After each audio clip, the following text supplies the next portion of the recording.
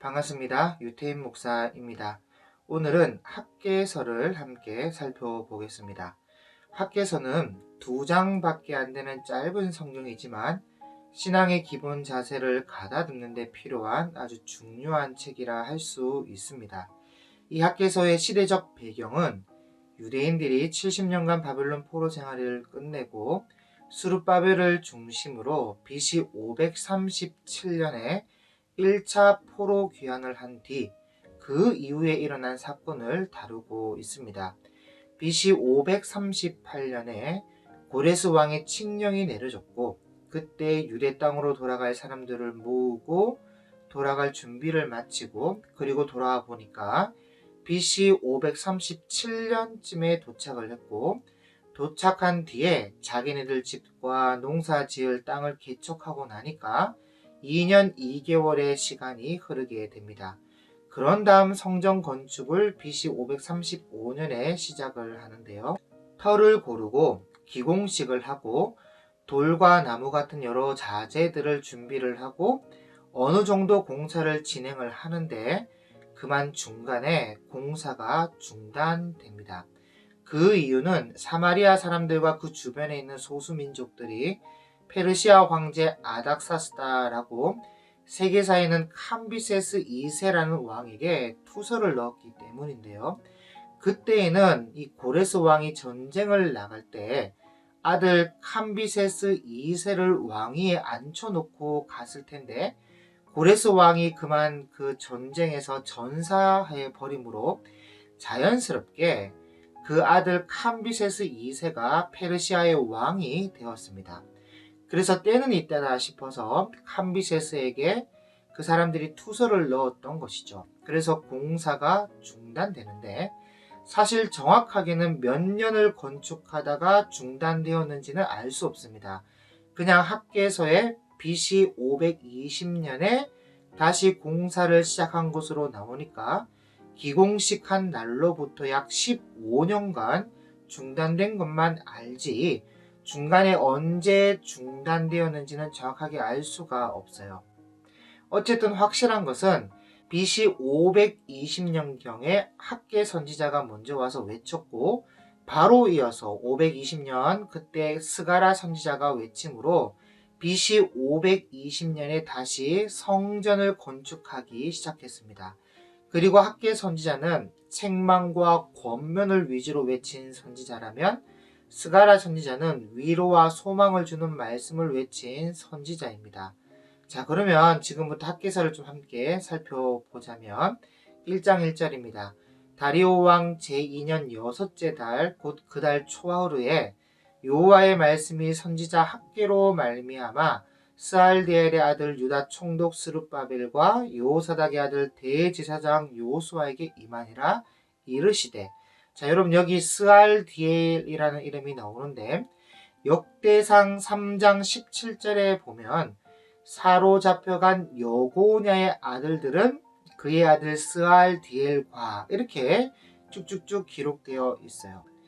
그러니까 스알디엘은 남유다 여고냐, 다른 말로 여호야긴 왕의 아들이고 스룹바벨은 스알디엘의 아들로서 유다 왕손을 타고 내려오는 지도자입니다. 그리고 대학자였어요. 그리고 여기 학계 선지자의 소개도 나오는데 학자들의 의견으로는 학계 선지자는 나이가 굉장히 많은 분 같다. 적어도 최소 80에서 90세는 되었을 것이고 더 많으면 넘었을 것으로 보고 있습니다.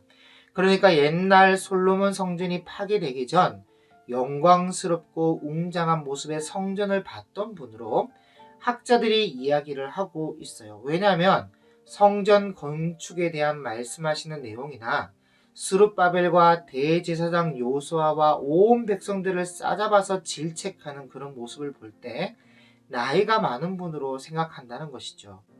그런데 참 대단한 것은 아무리 나이가 많은 분이라고 해도 세상적 권위로는 스룹바벨이 훨씬 높고 종교적 신분으로는 대제사장 여호수아가 높은데 학계 선지자에게 이런 지도자들이 숙연하게 경청하면서 순종했다는 것입니다. 여러분 이런 사례는 이스라엘 역사에 잘 없는 사례였어요. 그래서 2절에 만군의 여호와가 이같이 말하여 이르노라 이 백성이 말하기를 여호와의 전을 건축할 시기가 이르지 아니하였다 하느니라. 이러면 대체로 백성들이 하는 말이 옳은 말도 있지만 때로는 옳지 않은 말도 많이 있습니다. 그냥 분별 없이 생각 없이 과장되고 왜곡된 말로 아전인수격으로 하는 말이 있어요. 특히 성전을 건축하는 일에 있어서 백성들이 여호와의 전을 건축할 시기가 이르지 아니하였다 그랬다는 것인데, 여러분 물론 현실적으로 보면 충분히 그런 말을 할 만하죠. 성전을 건축하다가 15년간이나 지연되고 있으니까 거기다가 여러분 집을 짓다가 10몇 년을 방치해 보십시오. 보나마나 뭐 동네 개들의 고양이의 뭐 이런 잡다한 동물들의 아지트가 되고 거미줄에다가 완전히 엉망이 되죠. 그러니 하는 말이 아직 때가 안 됐어 그랬다는 것입니다. 그런데 문제는 이게 틀린 말이에요. 여러분 때가 됐으니까 하나님께서 예레미야의 예언대로 고레서 칙령을 내리게 해서 돌아오게 하신 건 아니겠습니까? 그런데 사람들은 이런 것은 전혀 보지 않고 눈앞에 펼쳐진 현실만 보니까 함부로 속단하는 것이에요. 3절 여호와의 말씀이 선지자 학개에게 임하여 이르시되 이 성전이 황폐하였거늘 너희가 이때 판벽한 집에 거주하는 것이 옳으냐. 자, 여러분 여기 판벽한 이란 말은 이 히브리어로 샤펜 또는 사판이라고 하는 말인데, 이것은 지붕과 벽을 완벽하게 갖춘 집을 말해요. 그러니까 하나님의 집은 황폐하게 놔두고 자기네들 집은 근사한 집, 지붕과 벽을 완벽하게 갖춘 집을 만들었다는 그런 말이죠. 그래서 학개 선지자가 야 너희들 양심은 있냐 이렇게 묻는 겁니다. 5절 그러므로 이제 만군의 여호와가 이같이 말하노라 너희는 너희의 행위를 살필지니라. 너희가 지금 이런 식으로 살아도 되겠냐, 신앙 양심에 아무 꺼리낌도 없냐 그렇게 묻는 거죠. 그래서 6절에 보니까 그 결과가 너희가 많이 뿌릴지라도 수확이 적으며 먹을지라도 배부르지 못하며 마실지라도 흡족하지 못하며 입어도 따뜻하지 못하며 일꾼이 싹을 받아도 그것을 구멍 뚫어진 전대에 넣음이 되느니라. 결과가 이 모양 이 꼴이에요. 그래서 여러분 하나님께서 우리에게 주시는 복은요, 우리 손으로 수고한 것을 부족함 없이 먹을 수 있는 것, 이것이 복이에요. 우리가 손으로 수고하고 땀 흘린 것이 헛되지 않으면 그게 복입니다.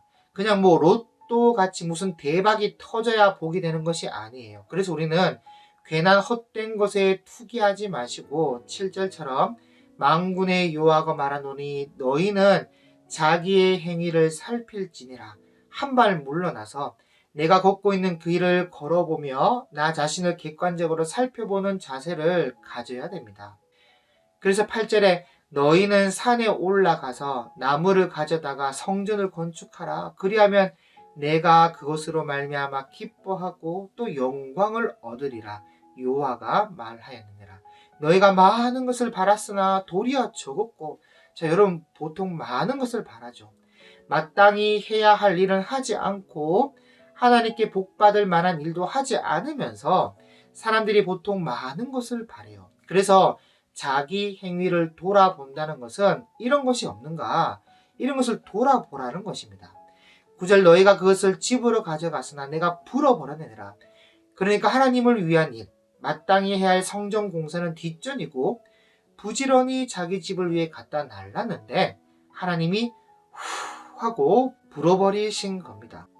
나 만군의 여호와가 말하노라 이것이 무슨 까닭이냐. 내 집은 황폐하였으되 너희는 각각 자기의 집을 짓기 위하여 빨랐음이라. 자, 우선순위가 바뀌었어요. 하나님을 우선으로 생각해야 되는데 자기 집 짓는 것을 더 우선으로 생각했습니다. 여러분 물론 성전을 건축할 때 노동력도 있어야 되고 헌금도 해야 되고 먹고 살아야 하는 것도 있으니까 충분히 여러분 부담될 수 있습니다. 예를 들어 11조 건축 헌금 같이 뭉치가 큰 헌금을 드린다 했을 때 솔직히 하나도 안 아까운 사람은요 바보거나 성자거나 이 둘 중에 하나죠. 그런데 일반적으로는 보통 그 돈으로 내 빚 좀 갚았으면 좋겠다, 내 필요한 것 좀 사면 좋겠다, 그런 생각이 듭니다. 그게 정상이에요. 그런데 중요한 것은 그 돈은 아깝지만 나는 그래도 드린다 하면서 드리는 것이 중요해요. 왜냐하면 아까운 것을 드려야 진짜 드린 것이니까 그렇습니다. 여러분 하나도 아깝지 않은 10원짜리 동전 같은 거 드려보십시오. 그게 무슨 가치가 있습니까? 진짜 가치 있는 것은 내게 소중한 것이고 그것을 내가 쓰면 더 좋은 것인데 그럼에도 불구하고 드리는 것이 진짜 가치 있는 것이죠. 내 먹을 거 다 먹고 내 쓸 거 다 쓰고 남는 거 처분하다시피 주는 것은 별로 가치가 없어요. 이웃에게 시제할 때도 내가 충분히 쓰고 남은 것. 뭐 물론 남아도 안 주는 사람도 있지만 남으니까 주는 것은 그렇게 아름답지가 않습니다. 진짜 아름다운 것은 나도 어렵지만 나보다 더 어려운 사람을 위해서 손을 펴는 것이 그게 진짜 아름다운 것이에요. 뭐 어쨌든 자기 집을 짓기 위하여 빨랐음이니라 그렇게 말씀하고 있는데 한편으론 백성들이 성전 짓는 게 이 부담스러운 그런 찰나에 그 건축 중지 명령이 떨어지니까 이 겉으로는 아이고 이거 왜 하노 하면서 속으로는요 쾌재를 부르면서 잘 됐다면서 돌이든 나무든 자기 집 짓는데 빨리 가져가 버린 겁니다. 그 재료들을. 그래서 하나님께서 하시는 말씀이 자기의 집을 짓는 데는 빨랐다는 거예요. 그러니까 여러분 이런 구절을 보면 하나님의 마음이 어떤지 좀 느껴지지 않습니까? 하나님께서 백성들이 그렇게 한 것을 다 지켜보고 계셨다는 것이고 그런 모습에 굉장히 섭섭하신 것이죠. 여러분 우리가 하나님의 마음은 우주보다 넓다 그렇게 생각하는데 네 맞아요. 하나님의 마음은 우주보다 더 넓은 마음을 가지고 계신 분이시죠. 그런데 섭섭한 마음, 질투하는 마음도 하나님에게 있습니다. 여러분 정말 버러지 같은 우리가 하나님을 사랑해봤자 우리가 하나님께 무슨 유익을 드릴 수 있겠습니까? 사실 아무 유익이 되지 못해요. 그런데 하나님은 아무 유익이 되지 않더라도 그 마음이 좋다는 거예요. 그 마음이. 여러분 한 번은 다윗이 자기는 백항목 궁에 거하는데 여호와께는 휘장 가운데 있다면서 성전을 짓겠다고 하니까 하나님은 노라고 했습니다. 그 이유가 피를 많이 흘렸다고 노라고 하신 것인데 하나님께서 하신 말씀을 보면요. 성전 짓는 것은 허락하지 않지만 그래도 나를 위해서 집을 짓겠다는 그 마음이 정말 너무 좋다는 거예요. 그런데 이때 이 사람들은요. 아무리 페르시아 왕이 성전을 건축하지 못하게 했다 하지만 성전 짓는 것보다 더 큰 마음으로 자기 집을 짓는 것에 더 빨랐다는 거 아닙니까? 그리고 이것을 보신 하나님은요. 섭섭하다는 것이죠. 그래서 하나님을 섭섭하게 해놓고 하는 사람들의 그 노력이란 것은 그렇게 열매가 좋지 못합니다. 얼마 안 돼요, 그 열매가. 그래서 10절에 보니까 그러므로 너희로 말미암아 하늘은 이슬을 그쳤고 땅은 산물을 그쳤으며 내가 이 땅과 산과 곡물과 새 포도주와 기름과 땅의 모든 소산과 사람과 가축과 손으로 수고하는 모든 일에 한재를 들게 하였느니라. 아무 열매가 없어요. 정말 구멍 뚫린 전대에다가 돈을 집어넣는 것과 똑같은 그런 현상이 일어나게 된 겁니다. 그래서 여러분 우리가 이럴 때 이렇게 어려움이나 재앙을 겪게 될 때 여러분 우리는요 우리 자신을 먼저 돌아봐야 해요. 물론 사람이 살다 보면 재앙이라는 것이 하나님의 뜻과 무관하게 또 환경에 따라 조금씩 부분적으로 있을 수 있죠. 그런데 한두 번이 아니라 하는 것마다 안 되고 손을 대는 것마다 망하고 그러면 뭔가 잘못된 것이 있는지 우린 자신을 한번 돌아봐야 됩니다. 그래서 이런 어려움은 심판의 결과가 아니라 회개하고 돌아오게 하는 과정으로 주시는 것이니까 회개하고 돌아오면 되는 겁니다. 그러니 반드시 우리 자신을 한번 돌아봐야 돼요.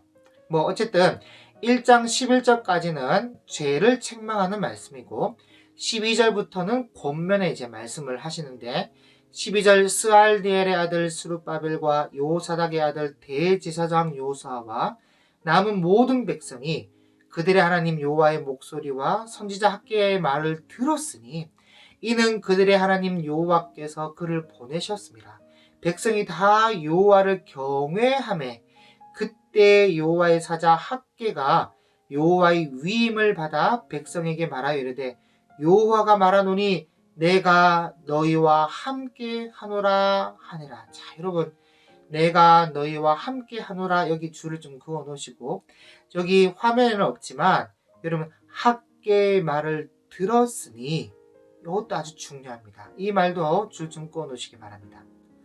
여러분, 우리는 보통 하는 일마다 형통하고 잘 되면 하나님이 나와 함께 하시는가 보다, 또 그리고 반대로 어려움이 닥치면 하나님이 나를 버렸나 이렇게 생각하기 쉬운데, 여러분 다 틀린 말이에요. 여러분, 지금 바벨론에서 돌아온 후 2년 2개월 만에 성전 건축 기공식을 하고는 그만 중단되어 버렸어요. 그래서 뭐 좀 먹고 살려고 노력하는데 이상하게도 하는 일마다 안 되고, 재앙이 일어나고 이슬이 그치고 땅에 산물을 내지 않고 아무리 땅 파고 물 줘도 땅과 성과 곡물과 포도주와 기름과 땅의 모든 소산과 사람과 가축과 손으로 수고하는 모든 일에 한재가 들어서 구멍 뚫린 전대에 돈을 집어넣는 것처럼 다 새버리는 겁니다. 그러면 충분히 하나님이 우리와 함께 하지 않는 것 같다고 말을 하거나 생각할 수 있지요. 그런데 성경은요, 내 생각은 너의 생각과 다르다는 겁니다. 이런 상황임에도 불구하고 하나님은 내가 너희와 함께 한다는 거예요. 그래서 왜 이런 말씀을 하시냐? 어떻게 보면 위로해 주시는 겁니다. 하나님의 말씀 앞에 죄책과 권면을 잘 받아들이니까, 아까 성경 구절에 들었으므로 하나님께서 위로하시는데, 여러분 사실 자꾸 낙심하고 낙담할 일이 일어나니까 그때 사람들이 뭐라고 자꾸 말을 했냐면, 하나님이 우리와 함께 하지 않는 것 같다 이런다거나, 아직 때가 이르지 않아서 이런다거나, 성전 건축은 하나님의 뜻이 아니야 이런다거나, 지도자가 시원찮아서 그렇다 이런 식으로 원망하고 불평하고 그랬단 말이죠. 여기에 다 자기 잘못은 하나도 없고 전부 이런 네 가지의 원인을 들어서 이런 어려움을 전가시키는데, 학계 선지자의 책망은 너희가 잘못했다는 겁니다. 너희 집 짓는 데만 빨랐다. 그러면서 너희가 잘못했다고 죄를 책망하니까 이들이 경청하며 그 책망을 받아들이는 거예요. 그래서 위로하시는데, 하나님이 우리와 함께 하지 않는다고? 아니야, 내가 너희와 함께 한다, 그렇게 말씀하시는 것입니다. 14절입니다. 여호와께서 스알디엘의 아들 유다 총독 스룹바벨의 마음과 요사닥의 아들 대제사장 요수아의 마음과 남은 모든 백성의 마음을 감동시키심에 그들이 와서 만군의 여호와 그들의 하나님의 전 공사를 하였으니, 그때는 다리오 왕 제2년 여섯째 달 24일이었더라. 여기 백성의 마음을 감동시켰다는데, 이 감동시키다가 히브리어로 우르라는 말인데, 우르는 깨우다라는 말이에요. 욕심에 잠들고 이기주의에 잠들고 현실에 잠들어 있는 양심과 영혼을 일깨운다, 그런 말입니다. 그래서 깨어난 이들이 다시 성전을 건축하기 시작하는데요. 2장입니다.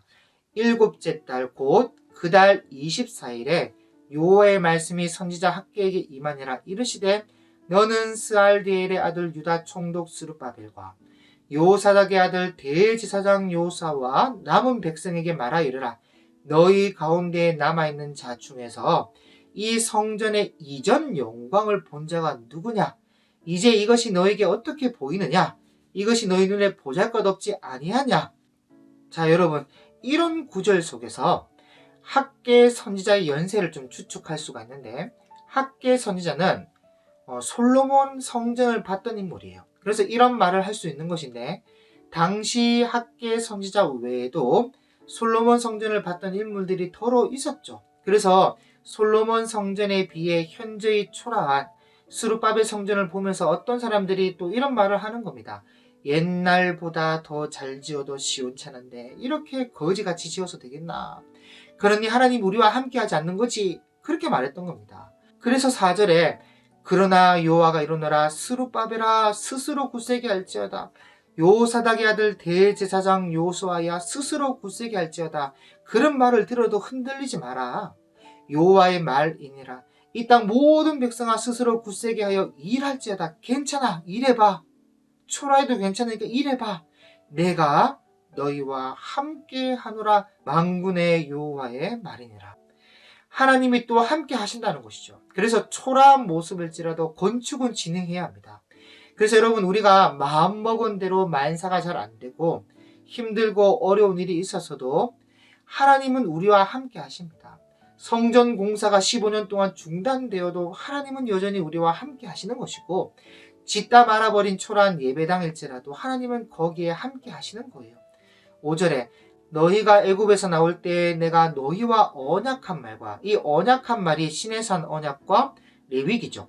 나의 영이 계속하여 너희 가운데 머물러 있나니 너희는 두려워하지 말지어다. 그러니까 여전히 하나님은 언약한 말씀과 성령으로 우리와 함께 하세요. 그리고 위로와 격려의 말씀을 주시는데, 예언자가 전하는 말씀의 패턴에 따라, 자 여러분, 먼저 예언자들의 패턴은요, 죄를 책망하고 그 다음 권면하고 위로하고 소망을 약속하는 패턴이 일반적인 패턴인데, 이 6절부터는 이제 소망에 포커스를 맞추고 이제 말씀을 하고 있는 겁니다. 위로와 소망. 만군의 여호와가 이같이 말하노라. 조금 있으면 내가 하늘과 땅과 바다와 육지를 진동시킬 것이요 또한 모든 나라를 진동시킬 것이며 모든 나라의 보배가 이르니니 내가 이 성전의 영광이 충만하게 하리라. 만군의 여호와의 말이니라. 은도 내 것이요 금도 내 것이니라. 만군의 여호와의 말이니라. 이 성전의 나중 영광이 이전 영광보다 크리라. 만군의 여호와의 말이니라. 내가 이곳에 평강을 주리라. 만군의 여호와의 말이니라. 자 여러분, 이 6절부터 9절까지 이 말씀은요, 여러분 그 에스라서 6장 말씀이 증거입니다. 에스라서 6장을 펴서 한번 읽어보시기 바랍니다. 정말로 요 말씀 그대로 이루어지는 것을 보게 됩니다. 그래서 하나님께서 이 말씀을 하시는 이유가 뭐냐? 선지자의 책망과 권면의 말을 이들이 숙연하게 경청을 하고 반성하고 성전을 다시 건축하면서 실천 의지를 드러내니까, 시작을 하니까 이렇게 위로와 소망의 말씀으로 격려하고 있는 것이에요. 여러분, 사실 성전이 15년 동안 중단되어 있는 상황에 이들에게 무슨 돈이 있겠습니까? 구멍 뚫린 전대에 밑빠진 독에 물을 붓고 있는 삶인데 무슨 돈이 있고 무슨 건축 자재가 어디에 있겠습니까? 전부 자기 집 짓는 다 가지고 가서 써버렸는데 무슨 돈이 있고 또 건축 자재가 어디에 있습니까? 아무것도 없어요. 근데 성전 짓겠다고 시작하니까 정말 초라하고 보잘것없는 성전을 짓고 있는 것인데도 하나님께서 은도 내 것이고 금도 내 것이다. 이 성전의 나중 영광이 이전 영광보다 크리라. 그렇게 말씀하고 있는 것입니다. 여러분, 이때 역사의 이 비하인드 스토리가 있는데, 스룹바벨이 이 페르시아로 돌아가요. 이 다른 게 아니라 어릴 때부터 잘 알고 지냈던 친구 같은 이 다리우스 왕이 페르시아의 새로운 왕이 되었다는 소식을 듣고는 건축 헌금을 좀 받을 수 있겠나 싶어서 페르시아로 돌아갔는데, 여러분 가서 진짜 엄청난 건축 헌금을 받아서 돌아옵니다. 그리고 주변 나라로부터 걷어들인 세금을 끊임없이 받으면서 건축을 진행하는데, 정말 여러분 그 7절 말씀처럼 주변 모든 나라의 보배가 이루게 되고, 9절 말씀처럼 나중 영광이 이전 영광보다 크게 정말 아름답게 성전을 건축하게 됩니다. 자, 여기에 대한 비하인드 스토리는 이 역사를 좀 봐야 되는데, 제가 나중에 성경과 역사로 보는 스룹바벨 성전이라는 제목으로 역사적 관점에서 따로 영상을 좀 올려서 드리도록 하겠습니다. 그때 자세히 좀 다루도록 하겠습니다. 어쨌든 하나님에게는 지금 형편, 지금 환경, 지금 우리의 상황은 중요한 게 아닙니다. 하나님에게 중요한 것은 마음이에요, 마음.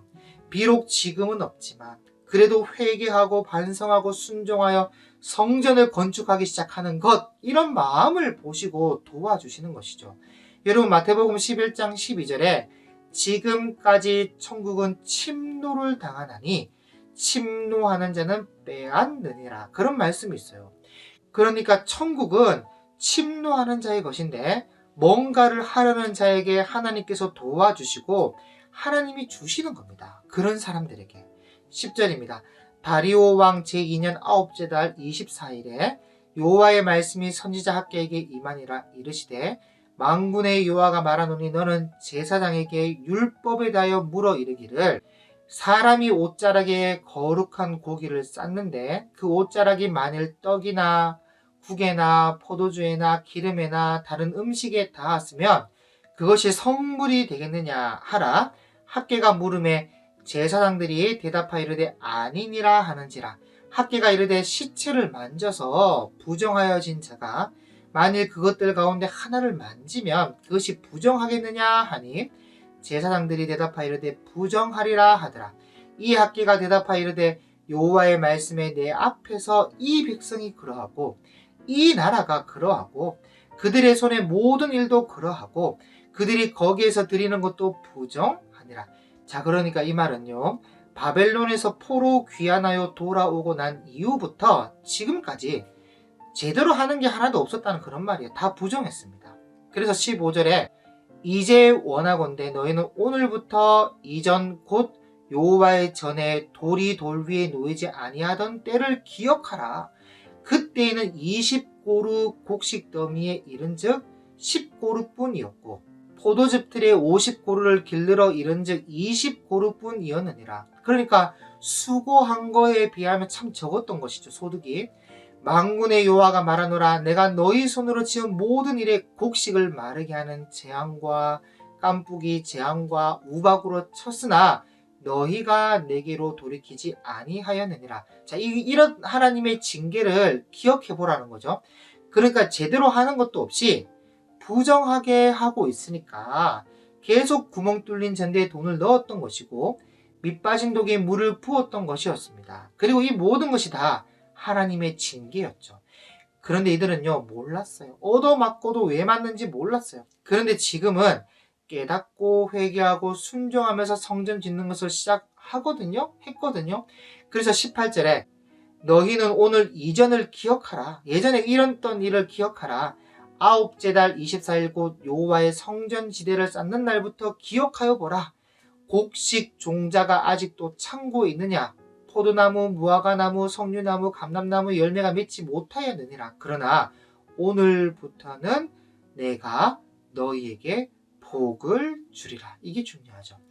그 전까지는 부정하게 행하는 모습이 영 마음에 안 들어서 저주에 가까운 어려운 환경 가운데 있었지만 이제는 예언자의 책망을 듣고 자기 행위를 살피고 그 말씀을 경청하고 자기 잘못을 시인하면서 마땅히 해야 할 일들을 부드럽고 겸손한 마음으로 받아들여서 일을 시작을 하니까 하나님께서 내가 너희에게 복을 주리라. 그전에는 아니었지. 그전에는 참 어려웠지. 그전에는 여러 징계가 있었지. 그전에는 열심히 노력해도 적었지 소득이. 그렇지만 이제부터는 너희가 시작했으니까 내가 너희에게 복을 주리라. 그렇게 말씀하고 계시는 것입니다. 20절 그달 24일에 여호와의 말씀이 다시 학계에게 임하니라. 이르시되 너는 유다 총독 스룹바벨에게 말하 이르라. 내가 하늘과 땅을 진동시킬 것이요 여러 왕국들의 보좌를 엎을 것이요 여러 나라의 세력을 멸할 것이요 그 병거들과 그 탄자를 엎드려뜨리니 말과 그 탄자가 각각 그의 동료의 칼에 엎드러지리라. 자, 그러니까 성전 건축을 방해하던 주변국들이나 성전을 못 짓도록 명령을 내린 페르시아나 그 어떤 나라도 두려워할 것이 없다는 것이죠. 23절 만군의 여호와가 말하노라. 스알디엘의 아들 내 종 스룹바벨아 여호와가 말하노라. 그날에 내가 너를 세우고 너를 인장으로 삼으리니 이는 내가 너를 택하였음이니라. 만군의 여호와의 말이니라 하시니라. 자, 여러분 여기 인장이라는 말이 나오는데 인장은 히브리어로 호탄이라고 하고 보통 오른손에 끼는 반지 도장을 말합니다. 그래서 왕이 문서에다가 명령을 쓰고 명령 끝에다가 오른손에 끼워진 이 반지 도장을 찍으면 이것이 곧 권력이 되는 것이고 반드시 시행되어야 하는 결제 도장과 같은 것이에요. 그래서 하나님께서 스룹바벨을 들어서 이 일들을 해 나가시는데 하나님께서 스룹바벨을 하나님의 오른손에 끼워진 인장 반지처럼 사용하겠다는 그런 말입니다. 그래서 여러분 이런 큰 보장을 약속하시는데 여러분 이 모든 것, 이 큰 보장, 이 약속이 어디서부터 시작되느냐? 전부 다 학계 선지자의 책망을 듣고 겸손한 마음으로 자기 행위를 돌아보고 잘못을 시인하는 것에서부터 시작한 것입니다. 그래서 우리도요, 하나님의 말씀을 들을 때 겸허하게 그 말씀을 경청하고 하나님의 뜻을 받아들인다면 분명히 이 소원해졌던 하나님과의 관계가 다시 회복하게 될 것이고 끊겼던 은혜와 복이 다시 임하게 될 것입니다. 오히려 이런 경험을 통해 하나님에게 더 큰 사랑을 받게 될 줄로 저는 믿어요. 사실 한결같이 하나님과 좋은 관계 속에 살았으면 좋겠는데 그게 잘 안 되죠. 그리고 또 우리가 경험하는 현실을 다 이해할 수 있었으면 좋겠는데 그것 또한 우리 현실을 이해할 수가 없어요. 우리 미래 일도 모르고. 이건 전부 우리가 타락했기 때문에 그런 것인데 그래도 감사한 것은 이런저런 대가를 지불한 후에는 깨닫게 되는 은혜가 있다는 것입니다. 그래서 정말 값진 그 깨달음이라는 것은 이런저런 대가를 경험을 통해 지불하고 나서 깨닫게 되는 수가 많습니다. 누가복음 15장에 나오는 이 두 아들처럼 사실 그 둘째가 집을 나갔기 때문에 돌아온 탕자라고 사람들이 말하지만 사실은 첫째나 둘째나 둘 다 탕자거든요. 그래서 사실 둘째가 집을 안 나갔다면 첫째 형하고 똑같은 탕자로 계속 남았을 겁니다. 안 고치고 관계 회복도 안 되고 아버지가 얼마나 소중한지 가정이 얼마나 소중한지 아마도 몰랐을 거예요. 그런데 나가서 쫄딱 망하고 대가를 지불하고 돌아오니까 아버지가 얼마나 소중한지 가정이 얼마나 소중한지 알게 된 것이 아니겠습니까?